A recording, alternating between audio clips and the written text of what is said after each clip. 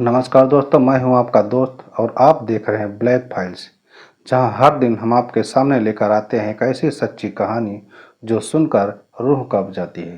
दोस्तों, आज की हमारी इस घटना की शुरुआत होती है उत्तर प्रदेश के मैनपुरी जिले से। दोस्तों, मैनपुरी जिले के अंदर पड़ता है एक छोटा सा गांव जिसका नाम होता है बमरौली कटरा। दोस्तों, गांव छोटा जरूर था, लेकिन यह एक नाम सबकी जुबान पर रहता था और वो था नाम राकेश चौहान का। राकेश चौहान, जिनकी उम्र लगभग 52 साल की थी, गांव का प्रधान रह चुका था।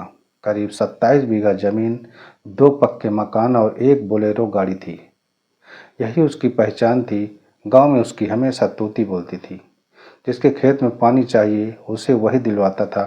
जिसे बिजली का मीटर लगवाना हो वो भी राकेश की सिफारिश से होता था। लोगों की छोटी बड़ी ज़रूरतों को पूरा कर दिया करता था। दोस्तों, अब यहीं से कहानी की असली शुरुआत होती है। लेकिन कहानी में आगे बढ़ने से पहले आपसे गुजारिश है कि वीडियो को लाइक और चैनल को सब्सक्राइब जरूर कर लीजिए ताकि हमारा हौसला बढ़ता रहे। दोस्तों, कहानी की शुरुआत अब होती है 15 अगस्त 2024 की रात थी। उस दिन पूरा गांव आज़ादी का जश्न मना रहा था।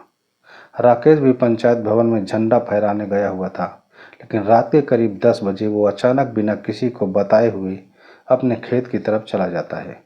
लोगों ने सोचा शायद नशे में खेत देखने जा रहा होगा, लेकिन अगले दिन सुबह जब उसकी बोलेरो खेत के पास खड़ी मिली और राकेश की लाश नहर के किनारे पड़ी मिली थी, तो पूरा गांव एकदम सन्न रह गया।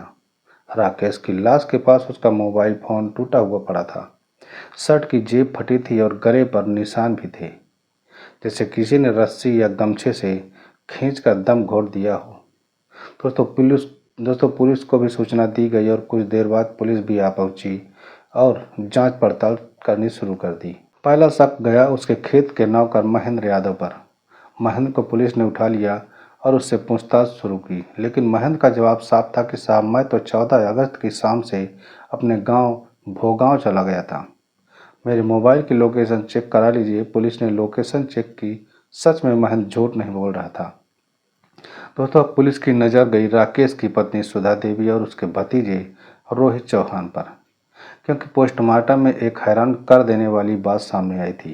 राकेश की मौत करीब 10:30 से 11 बजे के आसपास हुई थी और उस वक्त राकेश के मोबाइल की लोकेशन उसके ही घर के पास थी, न कि खेत पर। यानी कोई राकेश को घर से बुलाकर खेत तक लेके गया हुआ था।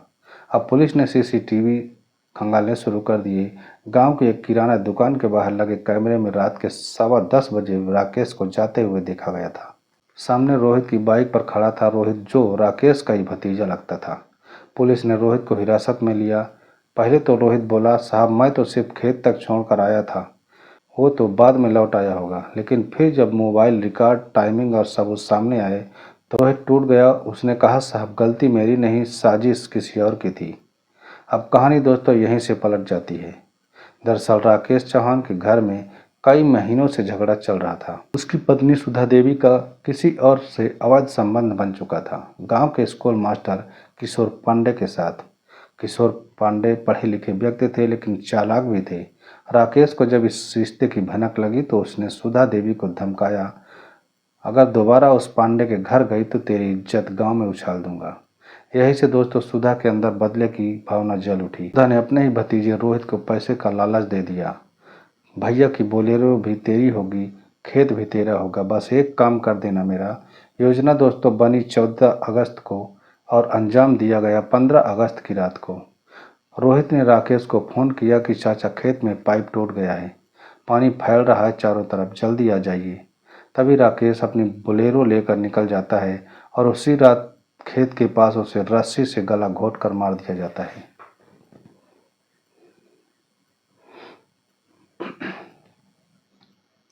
लाश नहर के किनारे फेंक दी जाती है और उसका फ़ोन तोड़ दिया जाता है और बोलेरो को वहीं पर छोड़ दी गई ताकि सबको लगे कि वो खुद आया हुआ था। लेकिन पुलिस की चालाकी ने खेल एकदम पलट दिया। राकेश की घड़ी जो उसकी कलाई में थी वो स्मार्ट वॉच थी। उसमें हेल्थ ट्रैकर ऑन था। रात के 10:36 पर उसकी धड़कनें अचानक जीरो पर गई और उसी सेकंड उसकी घड़ी ने SOS अलर्ट रिकॉर्ड किया। वो डेटा जब पुलिस ने निकाला तो घड़ी के ब्लूटूथ लॉग से पता चला कि उसी वक्त राकेश की घड़ी के आसपास एक मोबाइल डिवाइस था, रोहित का फोन। सच छिप नहीं सकता था। पुलिस ने सुधा और राकेश पांडे को भी पकड़ लिया। पूछताछ हुई, दोनों ने माना कि हाँ, हमने मिलकर साजिश रची थी। लेकिन कहानी दोस्तों यही खत्म नहीं हुई, क्योंकि जब सुधा को जेल में ले जाया जा रहा था तभी उसने एक वाक्य कहा जिसने सबको चौंका दिया। मैंने सिर्फ एक पापी को नहीं मारा, मैंने एक काले सच को छुपाया है। और जब पुलिस ने राकेश के पुराने बैंक रिकॉर्ड खंगाले तो सामने आया कि राकेश हर महीने किसी अनजान खाते में लाखों रुपए ट्रांसफर किया करता था। खाता किसी रचना देवी के नाम से था, जो बागपत जिले के असरा गांव में रहती थी, यानी कि वो इलाका जहां से पिछली घटना आजाद सिंह की थी। अब सवाल ये उठता है कि क्या ये दोनों घटनाएं किसी न किसी तरह जुड़ी हुई है? क्या राकेश चौहान और आजाद सिंह के बीच कोई पुराना रिश्ता था, या फिर रचना देवी वही लड़की थी जिसने अपने दादा को मारा था और अब किसी बड़े नेटवर्क का हिस्सा बन चुकी थी? तो ये सवाल अब भी पुलिस के लिए पहेली बने हुए है। सुधा देवी को जेल में आए हुए करीब 22 दिन हो चुके थे। वो ज़्यादा किसी से बात भी नहीं किया करती थी, बस जेल की कोठरी में चुपचाप बैठी रहती थी। कभी दीवार पर निहारती, कभी अपनी हथकड़ियों के निशान देखती। इसी बीच उसी जेल में ट्रांसफ़र होकर आती है एक और महिला, जिसका नाम रचना देवी होता है, जो बागपत जिले के असरा गांव की रहने वाली थी, जिसने अपने दादा आजाद सिंह का कत्ल कर दिया था। दोस्तों, दोनों को एक ही बैरक में रखा गया। पहले दिन सिर्फ नज़रें मिली, दूसरे दिन कुछ शब्द भी, तीसरे दिन कहानी खुलने लगी। रात का दोस्तों वक्त था, जेल की बत्तियां बुझ चुकी थी, बाकी औरतें एकदम सो चुकी थी, लेकिन सुधा और रचना दोनों एक कोने में बैठी हुई थी। रचना ने धीरे से पूछा, आपको क्यों लाया गया है यहाँ पर? तभी सुधा ने थकी आवाज़ में कहा, मैंने अपने पति को मारा है। रचना चौंक गई लेकिन बोली नहीं। थोड़ी देर बाद सुधा ने पलट कर पूछा, और तू? तभी रचना की आंखों से आंसू टपक पड़े। वो बोलती है कि मैंने भी मारा है अपने दादा को। अब दोनों के बीच सन्नाटा छा जाता है। फिर कुछ देर बाद सुधा मुस्कुराई और बोली, मतलब हम दोनों ने राक्षसों का वध किया है। उस रात दोनों की कहानियां खुली। रचना ने बताया कि किस तरह उसके दादा ने नशे में उसकी मां के साथ गलत काम किया था और कैसे उन्होंने मजबूरी में उसे मार डाला। सुधा ने भी बताया कि उसका पति बाहर किसी औरत पर पैसे उड़ाता था और उस पर हाथ उठाता था, मारता पीटता था, और कैसे उसने और उसके प्रेमी किशोर ने साजिश रची थी। रचना ने सुधा से पूछा, लेकिन दीदी, आपने कहा था कि आपने कोई काला सच छुपाया है, वो क्या है? तब कुछ पल तक चुप रही और फिर बोलती है कि रचना, तेरे दादा आजाद सिंह मेरे पति राकेश के पुराने बिजनेस पार्टनर थे। ये सुनकर रचना एकदम हैरान रह गई। तभी सुधा ने आगे कहा, राकेश और आजाद मिलकर औरतों का व्यापार किया करते थे। गांव की गरीब लड़कियों को काम के बहाने शहर भेज दिया करते थे, फिर उनकी जिंदगी नरक बना देते थे। मुझे तब पता चला जब राकेश एक दिन किसी रचना देवी नाम की लड़की को पैसे भेज रहा था। तभी रचना के हाथ कांपने लगे। ओ, मैं नहीं थी, उसने कह दिया। मेरा नाम इस्तेमाल करके वो अपने धंधे का पैसा भेजता था। अब सुधा की आंखें फटी की फटी रह गई। दोनों औरतें अब समझ चुकी थी कि उनके गुनाह दरअसल किसी न किसी तरीके से एक ही सिस्टम को खत्म करने की शुरुआत थे। अगले कुछ महीनों तक जेल में रहकर दोनों के बीच अजीब सा रिश्ता बन गया। एक माँ और बेटी जैसा, एक साथी जैसा। और तभी आया जनवरी 2025 का दिन। जेल में कुछ सामाजिक संगठन आए, वुमेन एबाउज नाम का एनजीओ, जो औरतों से उनके केस की फाइल्स मांग रहे थे।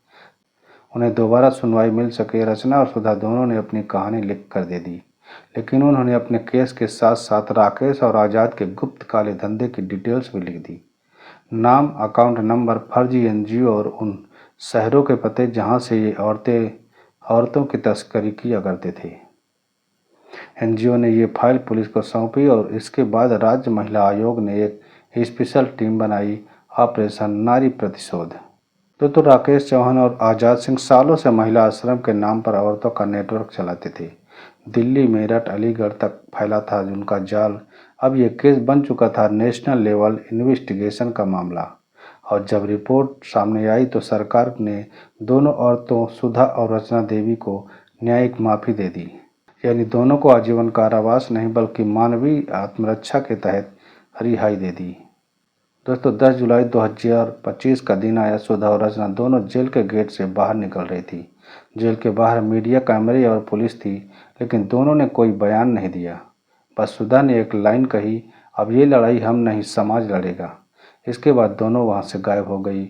लोग कहते हैं कि उन्होंने वुमेन्स जस्टिस फ्रंट नाम का एक गुप्त संगठन बनाया, जहां औरतें अपनी आवाज़ खुद उठाती हैं और न्याय का असली मतलब सिखाती हैं। आज भी उत्तर प्रदेश के कई जिलों में लोग विस्पर कह के कहते हैं, रात को अगर कोई औरत किसी मर्द के अत्याचार से रोती है तो सुबह कोई न कोई गुप्त औरतों की टोली उनके दरवाजे तक पहुंच जाती है। क्या वो टोली सुधा और रचना की है? क्या वो सच में जिंदा है या किसी मिशन पर है? किसी को नहीं पता दोस्तों। लेकिन एक बात जरूर तय है दोस्तों, जिस दिन इंसाफ देने वाला सिस्टम सो जाता है, उस दिन नारी प्रतिशोध खुद जाग जाता है। तो दोस्तों ये थी आज की कहानी, ऑपरेशन नारी प्रतिशोध की पूरी सच्ची कहानी। अब सवाल आपसे, क्या सुधा और रचना जैसी औरतों को गुनहगार कहा जाए या न्याय की देवी कहा जाए? कमेंट में बताएं कि आप क्या सोचते हैं। मिलते हैं फिर किसी ऐसी ही सच्ची घटना के साथ। जय हिंद, वंदे मातरम।